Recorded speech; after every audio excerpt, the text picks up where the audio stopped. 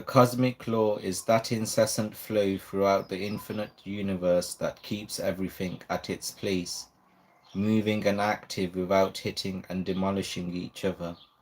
All are conscious of keeping on the designated track because as pure consciousness Brahman devises a system called Brahmandiyaniyam, cosmic law, and innumerous systems within that system called chakras, cycles, and there is no end of the chakras. The cosmic law is the absolute system. The systems within that system are both countless and infinite, endless, and are intact. The wonder is that he made them a part of one universal system and activated each one to follow that system. The systems work mysteriously. Ashcharyo Asya Vakta. The Creator is a wonder. It can neither be broken nor disturbed. In our eyes and thinking there are disturbances, but they are also a part of the absolute system. Each one has more than one system, and each one follows the systems. Oppositions are also parts of the system. That is the reason rishis claimed that everything good or bad happens according to the wish of the Creator. Nothing can happen without his wish or will. Every such thing is possible only because of pure consciousness and the absolute cosmic system. Why is Brahman invisible? We can feel our conscious and consciousness. We can't see or touch it. Brahman is invisible in that form and present too. We must accept it that as pure consciousness Brahman can't be seen. Even in Hatha Yoga or Kundalini Yoga, when the final union becomes possible, it is also a feeling and gaining in immense knowledge and strength. In different ages and ways, the rishis and yogis have described him as luminous, bright, and glaring, and have declared that he can be seen with inner eyes inside one's self or soul, for the soul possesses him and can feel and project him. Question: is it possible to know Brahman? Answer: oh yes, it is always possible to know Brahman, as he is both concrete and subtle. It has form and is formless, is in every concrete form and everywhere, in subtle form either as pure consciousness or cosmic energy or pure energy. Brahman exists both inside and outside.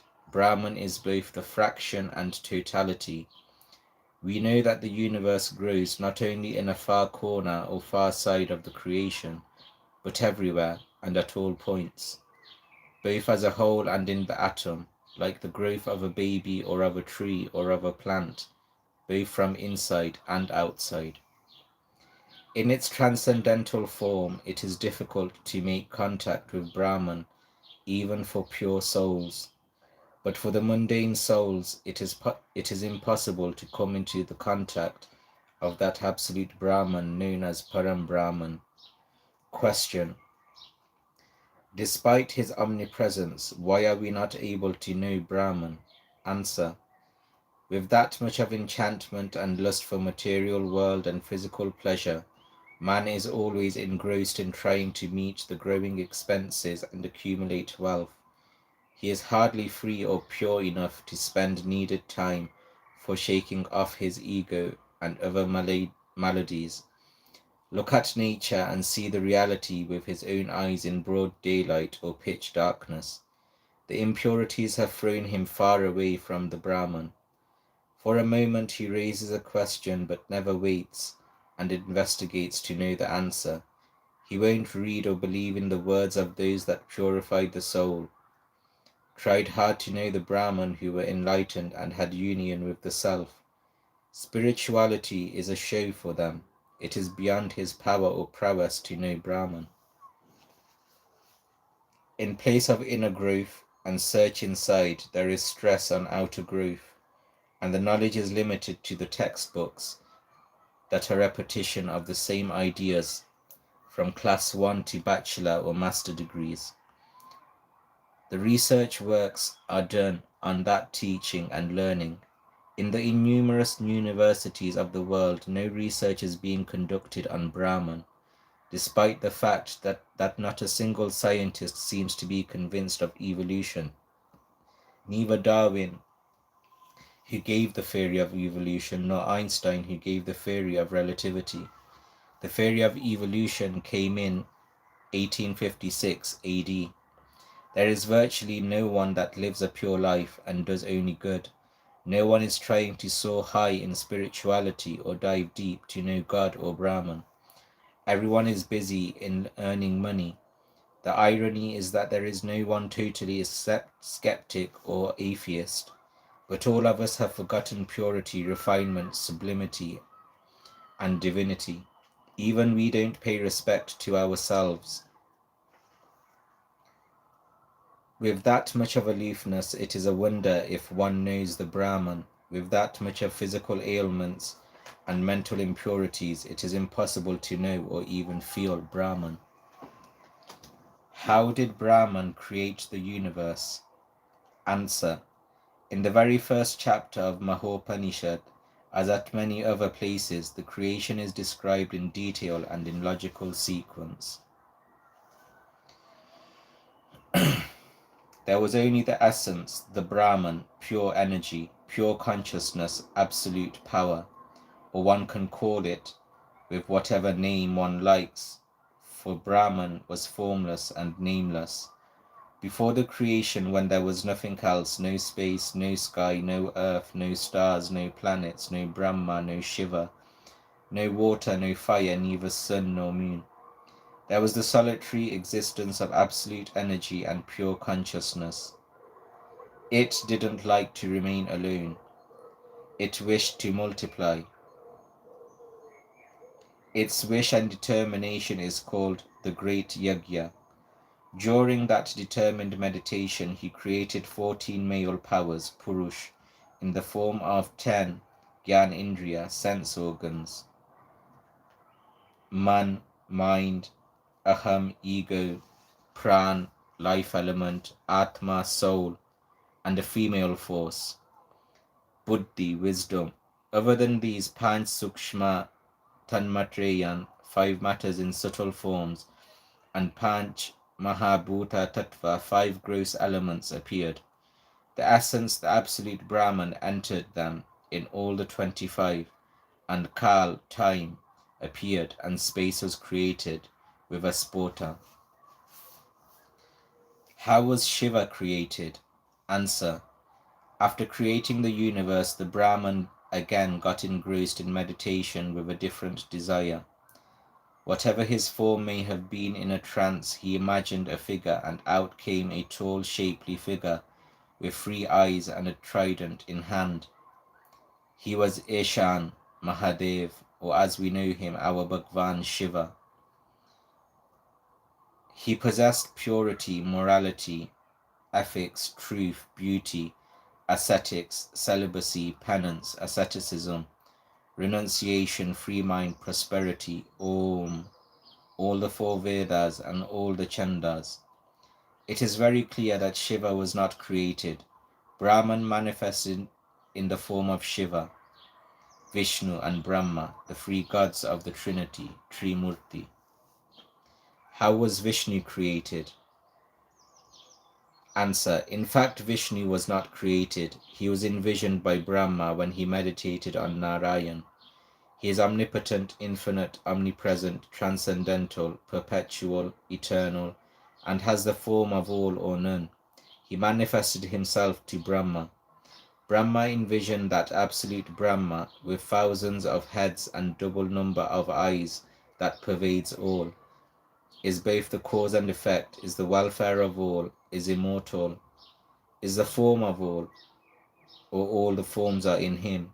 He is the universe, the cosmos, the cosmic lord. He saw him taking rest in Shir Sagar, the sea of milk. That Brahman, the Akshar Brahman, appeared. He was making a sound incessantly. That sound was that of Om. A stem of lotus had risen up from his stomach like an umbilical cord. Brahma was shifted on it. In Hinduism, Vishnu is accepted as Brahman. He is Narayan. He has the responsibility of feeding all the living beings. He has thousands of names. One can call him by any name or chant that name, whichever one likes. He is very kind and tolerant. He shows great patience. He has a sweet tongue and musical speech. How was Brahma created? Answer. After the manifestation of Shiva, the Brahman entity again got engrossed in meditation with a different desire. The tension and intensity increased and a drop of sweat fell down. It spread out and covered a vast area. It became water. Then he concentrated at a point in that growing water body, and a bright golden egg appeared. It was called Hiranyagarbha. From that egg Brahma manifested. He looked towards east and meditated on Bhu, the earth, Gayatri Chand, Rigveda, and the fire god. They appeared. He looked towards west and meditated upon Bhuva, Trishub Chanda, Yajurveda, and god of wind. They appeared. He looked towards north and meditated upon Sva, Jagati Chanda, Samaved, and sun god appeared. He looked towards south and meditated on Maha, Anushtup Chanda, Atharvaved, and Soma Devata, moon god, appeared. Because he turned his head to look towards all the four directions, he got 4 heads. With that again, he meditated on the absolute God, Narayan, who he saw in the Milky Ocean.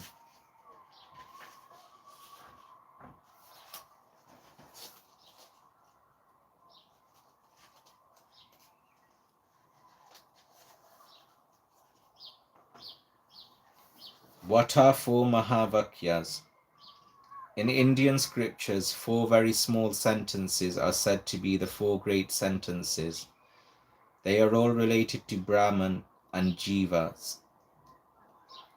These are dealt in detail in the Rahasya Upanishad, written by Sukadevji, the brilliant son of Veda Rishi Vedvyas. It's written there that Bhagwan Shiv taught these most pious and secret mantras to Sukadevji. They all begin with Om. They have been included in different Upanishads. They are Om Pragyanam Brahman. That gives sense to the living beings. By that one sees, hears, smells, tastes, and expresses are known as senses. That sense is also in me. The knowledge of all is Brahman. Om Brahasmi. Man has the right to know the Brahman, the wisdom through which Brahman is known.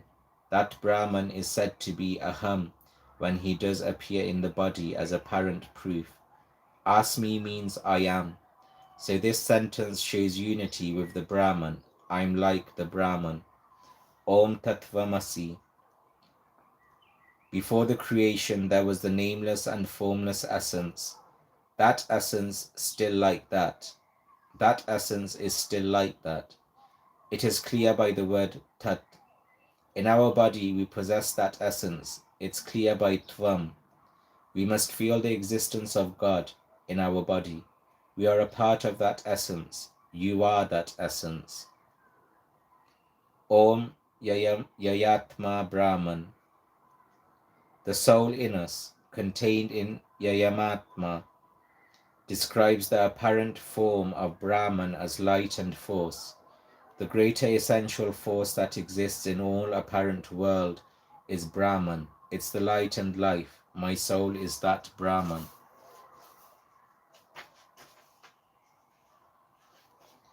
How do we grow? We always grow from inside. Everything grows from inside. All the outer growth is from inside. All separate entities have come out of one entity. The space is the greatest creation. There won't be dimensions without space. Only the outer growth is seen and the inner growth is missed. The hands, legs, or nails and skin come out because of the subtle and concrete growth from inside. They are not outer parts, but are called so. They are as much inner parts as heart, lungs, kidneys, or brain. They grow and function in accordance with the system or systems.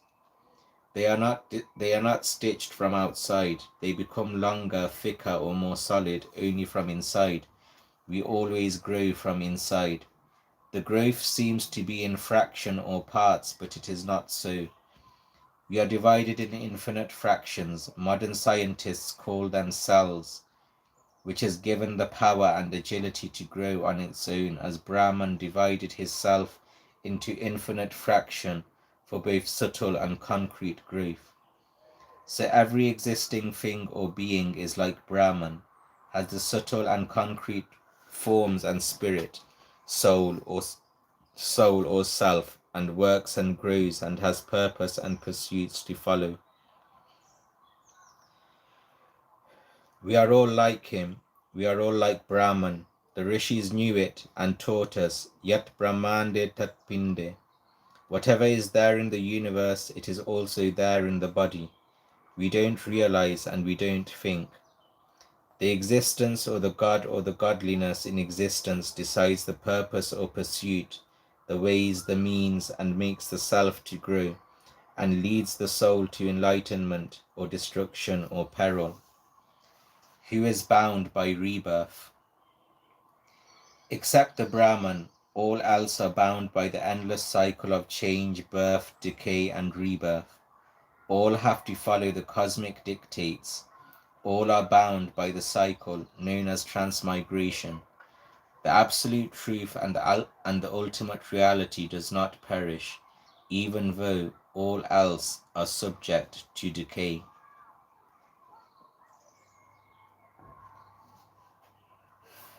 That's all for today, guys. That's all for today, guys. Peace be upon you. Take care.